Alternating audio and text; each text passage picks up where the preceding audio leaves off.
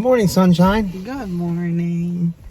I have a t-shirt to put on over top, but I'll do that in a second. Well, it's going to be warm out. You might want to take your shirt off. No. And just wear a t-shirt or a tank top. No. It's going to be hot. Oh, why is she saying no? You don't want to know why she's saying no, guys. Oh, man. If you guys have been She has an watching itch us problem lately in the last couple of days, and it's getting worse and worse, not better. I did not think that it spread. Okay, so if you guys have been watching for any amount of time, you guys know that I am allergic to everything. Like everything. And I got poison all up and down. Poison something. Poison something. On her back. Yeah. It's like all on her my side. Might even have a little bit on your butt. Yeah. It's like not fun. But you know, here you want to hear the fun part is that day she didn't wear a long sleeve shirt, and we ended up getting in the hot tub after work. Didn't think she had poison ivy or poison oak or poison sumac. But the client did tell us the first day we were ripping out the hill that she was up there and she had black spots on her arms afterwards and it swelled up. So that night we started having spots on our arms. No, it wasn't the first night. So the second night. Yeah, so after the first day, it was fine. I wore long sleeves and everything that day. Even though I was hot, I still kept the long sleeves on all day. And that night, I did get home and get a cold shower before anything else. Like, I washed myself with cold water, which is what you're supposed to do. The second day, I let my guard down. It was hot. Hotter. Yeah, hotter. So I had a short sleeve shirt on. I was getting up into the dump trailer. And pushing the tarp with like all this debris. So that is how I got it. Like everywhere. And then the hot tub probably didn't help. Yeah. And then instead of me washing off with cold water, I let my guard down again. And we were like, oh, let's get in the hot tub. And that did not turn out good, obviously. Yeah, so then we didn't see anything that night. It was the next day, the next morning. And it was on your arm only? Yeah, it was only on my arm. One little spot on my arm right here. See it? It's like, ugh. So one little spot on my arm right here. And I showed Carl and he was like, oh, well, Susan told you. And I thought maybe it was a thorn of some sort. So I went ahead and cleaned it with like peroxide and just washed it really well. And then it just started getting worse and worse. And the next day there's more. Yeah. And then spots. that night he found something on him and he was like, oh, yeah, I guess it is poison. And then by the next morning it was like spreading all over the place. It was like up my, like you guys, all the way like down to here. Like it's so uncomfortable. But that's all right. It's in the job. Yeah. Next time you'll get that ivy wash. But I think we have some actually. Probably. But we are here today. We are going to cut the other tree down that's in the back there. We are going to start pulling up this wall. Yeah. We held off on getting the machine until tomorrow and Wednesday because we wanted to get some of this taken apart. Yeah. There's vegetable boxes too that they want removed. So we wanted to just make more room basically for us to get the machine in there. Yeah. So we are going to probably you're probably just going to work on removing the forsythia rose today, right? Or do you think that you definitely have to work on that too? Oh, I don't have to work. I don't have to work on that? Okay, because we're going to take it through this fence. Take what through that fence? The equipment. Yeah, through this side. Okay. I'm not taking it through that side. Okay.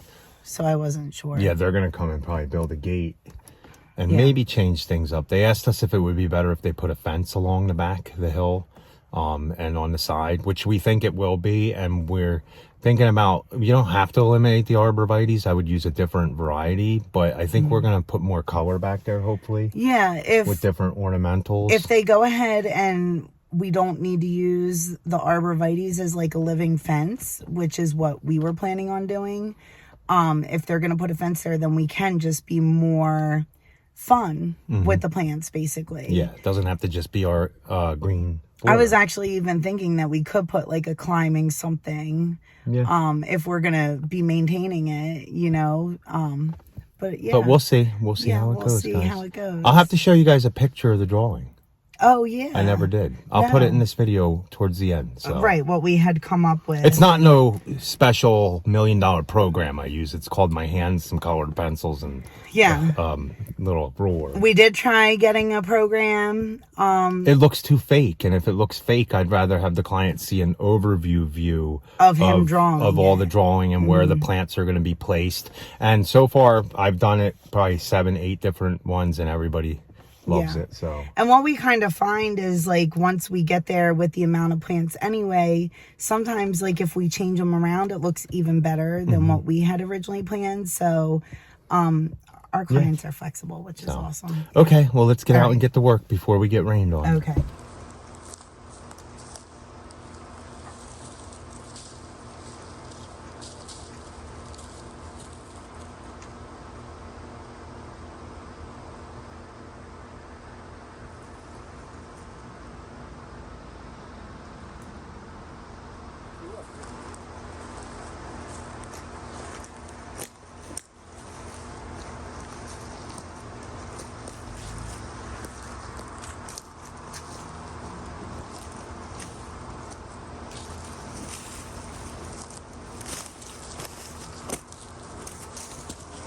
Okay, so what you're gonna do is just which hands you're good at. And all you're gonna do is lean into it when I tell you. And then just pull through. It's not a big tree. So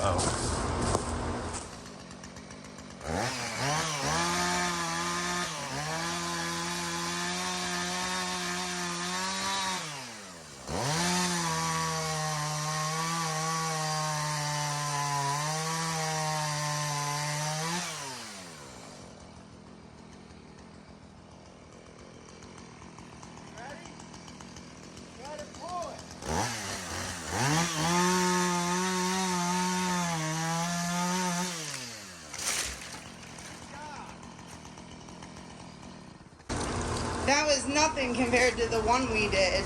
now I can call you a professional roper now. Really? That's your second time roping a tree. Yeah. I've done it a million times.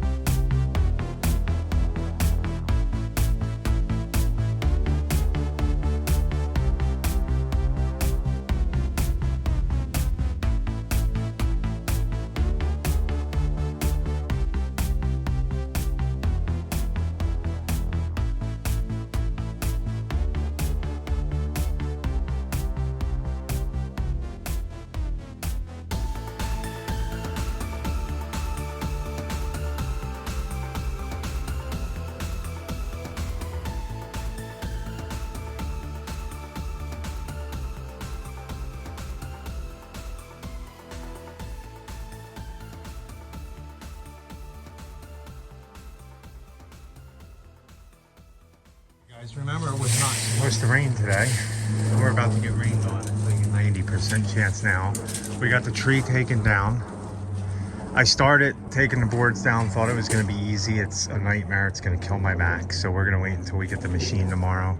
If we have to buy new, well, we definitely have to get new wood anyway. Right. But if we have to get I think I accounted for 16 pieces of wood. Okay. So I think that's plenty. Now we're doing something a little different here. We're not using these metal things.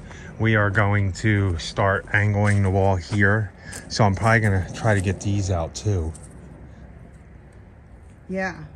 To take this metal beam out, we're taking that metal beam out, that metal beam out, that metal beam out, and then we're going to kind of not 45 but get my angle to go back this way, and we're only going back maybe 3 feet, I think, just right to about here, just to open it up a little more to get around. And then we're just going to angle and put dead men's and stuff in the hill. So we will continue this tomorrow, guys.